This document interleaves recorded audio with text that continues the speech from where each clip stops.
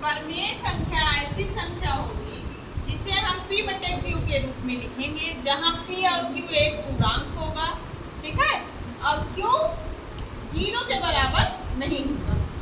परमेय संख्या ऐसी संख्या होती है, ऐसी संख्या होती है जिसे P बटा Q के रूप में लिखी जाती है,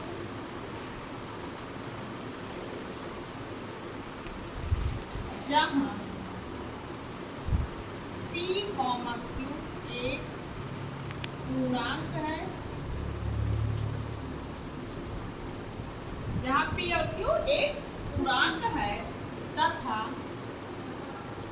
Q is not equal to 0। Q का जो मान होगा वो 0 के बराबर नहीं होगा। Q is not equal to 0। ऐसी संख्याएं कैसी संख्याएं कहलाई? परमेय संख्याएं कहलाई। जैसे 0 हो गया, 1 हो गया, 1/2 हो गया, 3/5/4 हो गया, -3/5 हो गया, ये सारी संख्याएं कैसी संख्याएं हैं? एक परमेय संख्याएं हैं जिसको हम P बटे Q के रूप में लिखे, लेकिन हमारा क्या हुआ? Q is not equal to 0। ठीक है। अगला, अगर हमें कोई भी दो परमेय संख्या दिया हो, जैसे मान लो कोई दो परमेय संख्या, मान लो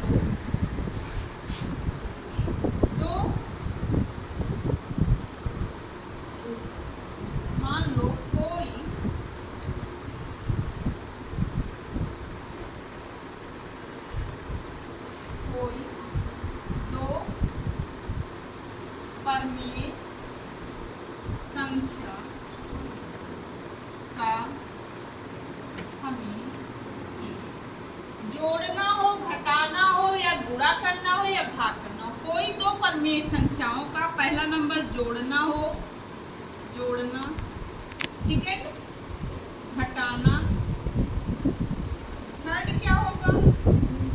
गुणा करना, चौथा क्या हो गया? भाग देना।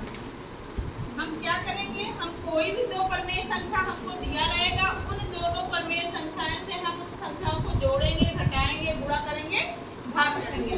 पहला मान लो हम कोई दो परमेय संख्या ले लिए, मान लीजिए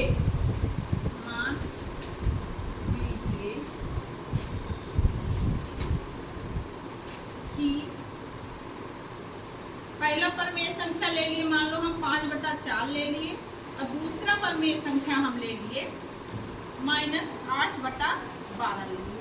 अब इन दोनों परमेय संख्याओं को हमें जोड़ना है, घटाना है, गुणा करना है और भाग करना है। उससे हम देखेंगे कि हमें कैसी संख्याएं प्राप्त होगी। मान लो पहली परमेय संख्या हमारा क्या है? 5/4 है। दूसरी परमेय संख्या -8/12। हम क्या करेंगे? देख रहे हैं कि 4 और 12 का एलसीएम क्या हो जाएगा? 12 हो जाएगा। 4 और 12 का एलसीएम 12 हो गया। अब 4 12 में कितनी बार डिविजिबल होगा? 3 बार। तो उस तीनों को क्या करेंगे? 5 से मल्टीप्लाई कर देंगे, और माइनस का सिंबल है, माइनस लगा देंगे। फिर 12 12 में कितनी बार डिविजिबल होगा? 1 बार। तो 8 × 1 कर देंगे, दोनों को सिंप्लीफाई कर देंगे। 5 3 जब 15 हो गया, -1 हो गया, अपान में 12 हो गया, बराबर क्या हो गया? 7/12। तो हमारी किन्हीं दो परमेय संख्याओं का जोड़ कितना आ गया? 7/12 आ गया। उसी तरीके से हमें घटाना है, तो क्या करेंगे? 5/4 है -8/12।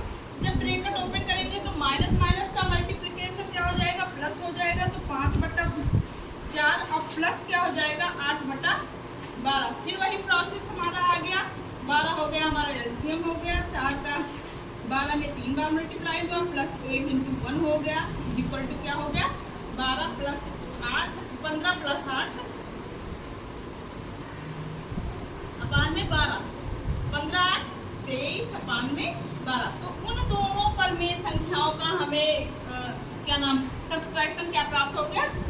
23/12 हो गया। अब हमें गुणा करना है, उन्हीं दो परमेय संख्याओं को हमें गुणा करना है। तो हम क्या किए? 5/4 4 किए इंटू -8/12 किए। तो हम देख रहे हैं कोई भी संख्या हमारा एक दूसरे से कट रहा है, यहाँ कट रहा है 4 1 जा 4 4 2 जा 8 या 2 1 जा 2 2 6 जा 12। तो हमें क्या प्राप्त हुआ इज इक्वल टू -5/6 प्राप्त हुआ। उन्हीं दोनों संख्याओं का गुणा हमें क्या प्राप्त हुआ -5/6। -5/6 भी हमारा एक परमेय संख्या है, 7/12 भी हमारा एक परमेय संख्या है, 23/12 भी एक परमेय संख्या। भाग करके देख ले 5/4 भागे 8/12। जब हमारा भाग का सिंबल हो और P/Q के रूप में हो तो उसको हम गुणे में चेंज करके क्या करेंगे, हर को अंश में चेंज कर देंगे। तो 5/4 गुणे 12/-12/8 हो गया। क्या हो गया 4 तिहाई 12। अब हमारा 3 से कोई भी फैक्टर नहीं कटेगा तो हमें क्या प्राप्त हो गया -15/8। हम देख रहे हैं कि कोई भी दो परमेय संख्या है, उन दोनों परमेय संख्याओं का हम जोड़ेंगे, घटाएंगे, गुणा करेंगे या भाग करेंगे तो हमें क्या प्राप्त होगा, एक परमेय संख्या ही प्राप्त होगा। ठीक है, इन्हीं दो परमेय संख्याओं का जोड़ना, घटाना, गुणा करना या भाग करना हमें क्या प्राप्त होगा, एक परमेय संख्या ही प्राप्त